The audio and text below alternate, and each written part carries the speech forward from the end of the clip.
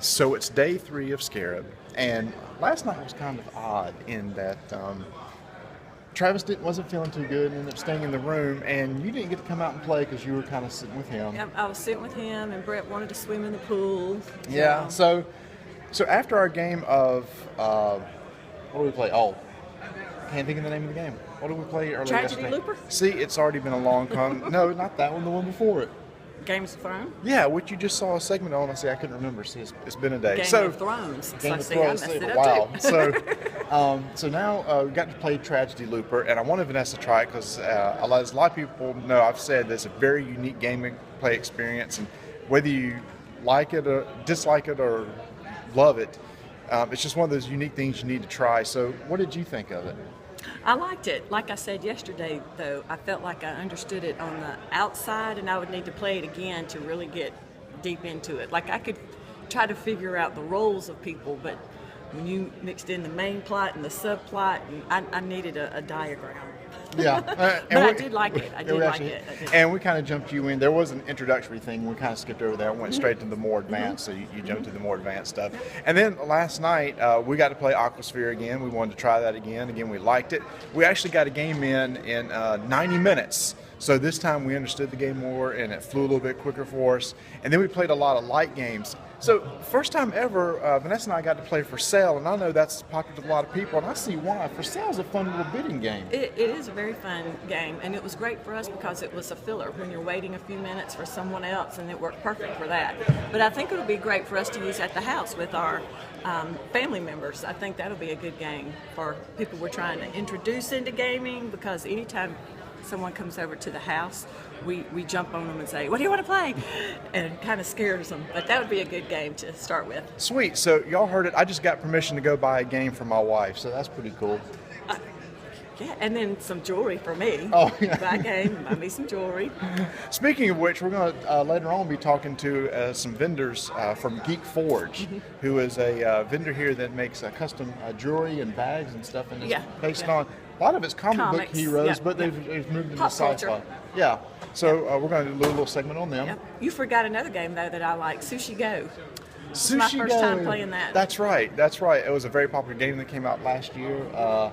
It's like a little, almost a card drafting game. That is a fun little game to play.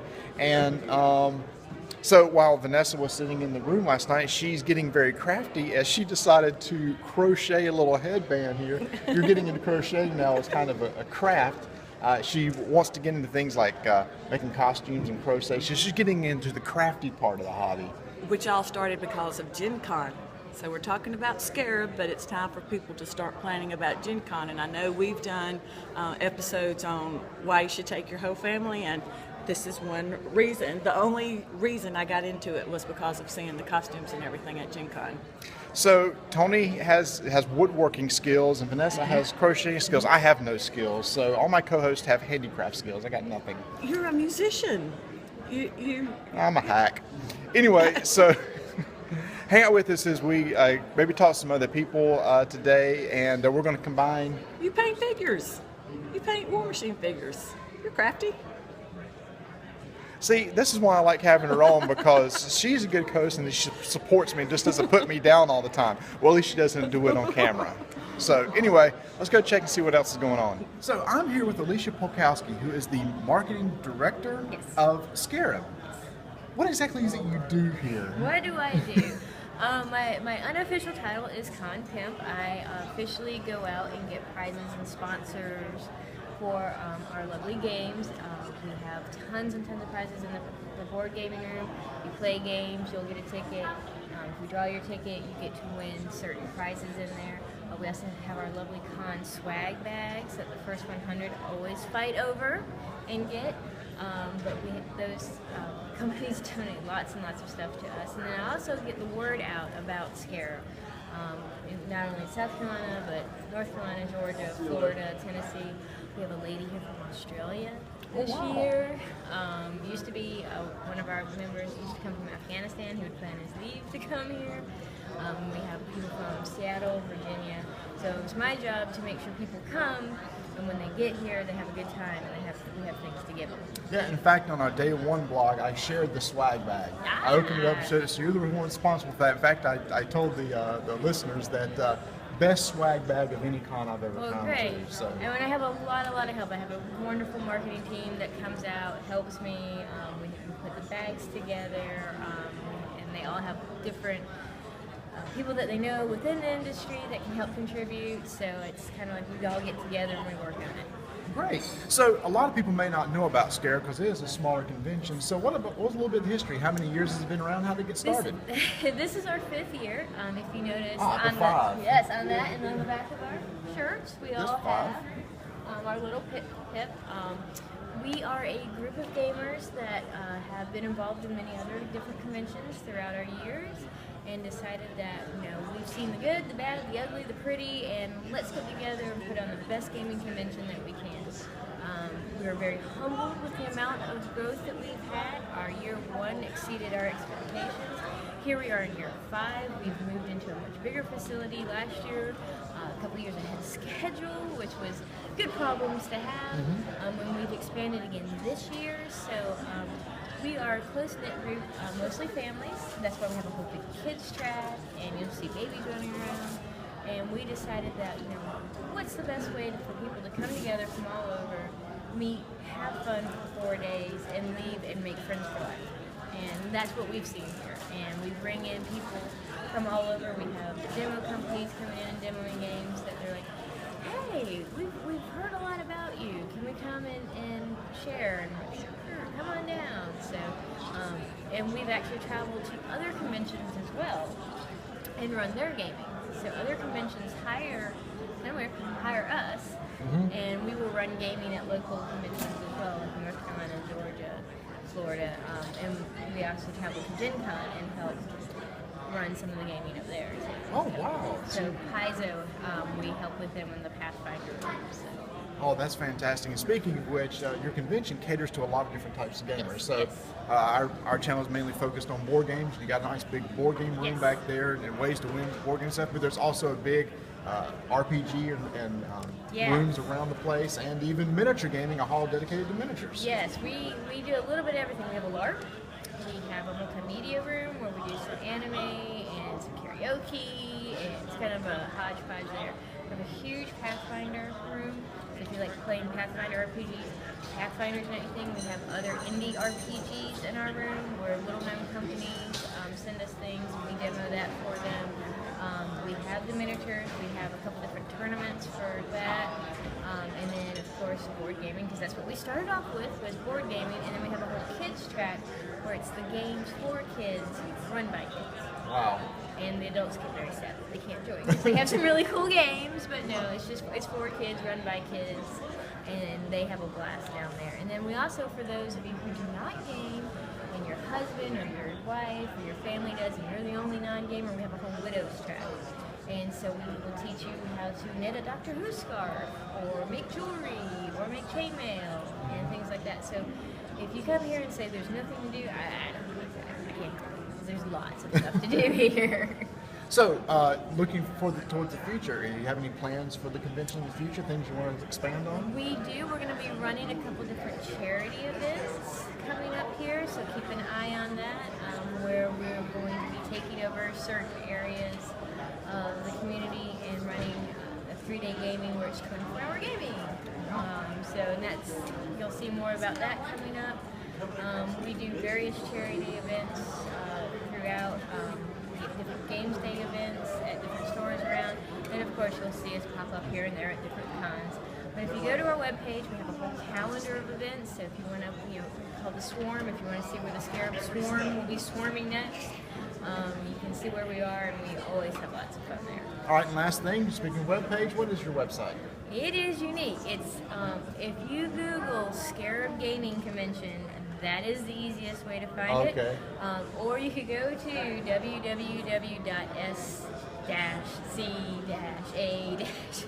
Somebody took SCARAB from you already, didn't they? The SCARAB Boating Company. I think maybe a little bit bigger. Yeah, a little bit bigger. We're almost there. And what about your Twitter? Twitter, it's SCARAB Gaming. You can find us. We also are on Facebook under SCARAB Gaming Convention. We have a group page. Just, if you want to follow us, just ask to be joined to the group. As long as you're not one of those weird spammy people, we're glad. And what's really great about that, it is a community of itself. We've seen people post on there, hey, I need to get a ride to SCARAB. I live in Charlotte. People carpool down or up, and so it's a really great community, and that's where we want people to post about different gaming events in their area that maybe SCARAB can't come to, but it's still a fun time too. Right, fantastic. So anyway, if you want a good, fun, smaller, intimate convention, it's very well priced, it's not as expensive as others, then make sure to follow SCARAB and Alicia on Facebook or Twitter, and we hope to see you next year. Can't wait to see how it grows in the future. Yes, we can. Well, thanks for coming on. Thank you for coming. Hey, Rolling Dice and Taking Name listeners. As most of you probably know, I'm really into crafts now, and Marty got me a sewing machine for Christmas. And one reason why is because of, ta-da, the Geek Forge. I would like for you to meet Jen Pauley. And Jen, if you could just give us a little background of Geek Forge, who you are and what you do. Well, I'm Jen, and I work with Brian, and we have developed the Geek Forge. I studied costuming in college as a theater major, and we decided that we wanted to get into cosplay at Dragon Con, and found out there wasn't a lot of people telling their secrets of how they were putting costumes together. So we decided that we would share what we were doing. And from there, we got into the geek crafts and realizing that people were really interested in how these things were put together. So I realized I had a lot of fun making stuff, and the house was filling up with stuff that I made, so we thought we'd try and share it with some other folks. Yeah, that is fantastic. And what you said is exactly my story. We went to Gen Con a few years ago, and that's when I first saw people cosplaying, and I would like to get into it. And you were an inspiration to me. I met you last year here, and we'll show all the different things that you made, but I bought a purse, I bought a barrette, I bought earrings, ring, bracelet, everything. And I asked for a sewing machine for Christmas. So when I start to get into making costumes, how can I find you to get the tips for that? How do you put that out there? We have a couple of places you can look. We have a website, which is www.thegeekforge.org, where we put up our tutorials and our how-tos. We also have a Facebook page with the same name of the Geek Forge, where we put up pictures of our progress photos as we're putting costumes together, and if we've got anything new coming up, any sort of stuff that we're working on that we put there. We're also on Instagram and Twitter as well. Wow. And you also go to conventions, like we're here at SCARAB now in Columbia, South Carolina. What are some other conventions that you go to? Well, SCARAB last year was actually our very first convention that we went to as official vendors. So this is our anniversary tour. We're very excited. We have also been going to Gen Con, and we go to Dragon Con. We've been doing that for a number of years, as long as some other small conventions around the Atlanta area. We went to AthCon last year, we went to Secrets Con and AndoCon, and this year we're also talking about going to GnomeCon for the first time in Savannah. Are there any other ones that you go to? There's also MomoCon in Atlanta on Memorial Day weekend. It's an anime convention, and one of the few ones that we do that's not gaming related. Yeah. And going to the conventions, like when I went to Gen Con with the family, and that's what I tried to promote, is to take your family to the conventions, because there's something for everyone. Do you find that in the conventions that you've gone to, that maybe some family members don't necessarily spend the whole time gaming, but they can find something that interests them? Absolutely, and that's one nice thing about SCARAB and the other conventions that we go to. They try and make sure that there is something for everybody, whether it's costuming or gaming or getting into crafts. I know that Gen Con does their Widow track, where you can go tour Indianapolis, and we think that's a great thing to do, and a great way to get family members involved who are not sure that they're into all this other stuff. Yeah. And something else that's great is how you got into the craft for fun and for just for yourself, and now it's grown into a business for you. It's very exciting. It's a lot of fun. Just tell us real quick some of the different things that you make. Some of the things that we make, so we've got some jewelry where we use comic book pages. We buy the comic books and affix them to the jewelry. I'm going to grab one, Marty, or maybe you can show it. Like, there's an example of a necklace. There's all different kinds, and you use actual comics. We do. We go out and we buy the comic books, and then we cut them up, and there are some that I'm not allowed to cut up. Yeah. And I've been I'm told sure. what those are. But for the most part, we can go to our local comic book store and pick up the comics that we need. We also are working with soft items, so we've started making messenger bags, we're making neckties and bow ties. Grab just the whole, and like we were saying earlier, it's not just comics, but any sort of pop culture. There's Doctor Who, Star Wars. Here is Elder Sign for the Lovecraftian fans. And Marty, I really wanted to show these too. We ordered one of your belt buckles for Adam for his 18th birthday last year. We did a Rorschach, and it is totally awesome. So on your Etsy site, you can have custom pieces made. Yes. Yeah. And we do custom pieces for anything that we make now, and we're always designing new products to bring things. We just listed some fleece sleep pants because we couldn't find any for grown-ups. Yeah. So finding the commercially available fleece prints that are Star Wars and Star Trek and Batman, so that you can have matching pants to hang out in when it's cold and you want to snuggle up. It's really fantastic. So again, take your family to a convention, do some gaming, you might pick up a new craft, and you might even start a business.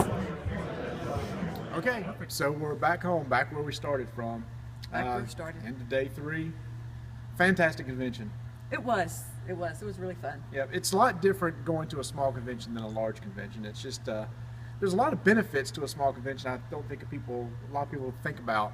And most people, when they think about the convention, it's either Gen Con, Origin, something big. But with the small, it's usually cheaper. I mean, we're talking half the rate of what Gen Con's going to be as far as their badge registration. The hotels are way cheaper. I mean, our entire stay is going to be the cost of what one night was going to be at Gen Con. And all the hotels were right there.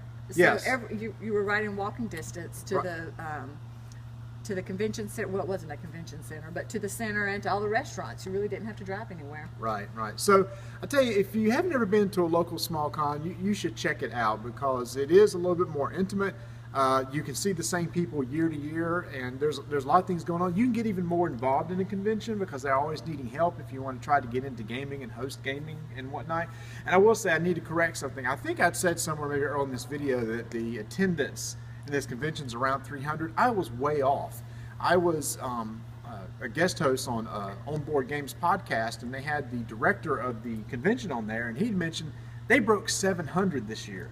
And So it didn't feel like that. It didn't. I couldn't believe there were 700 people. I guess they were spread out all over the place because there's a large RPG room which we didn't really get into, and so it was just all over the place. So a really well-run convention. We've already pre-registered for 2016.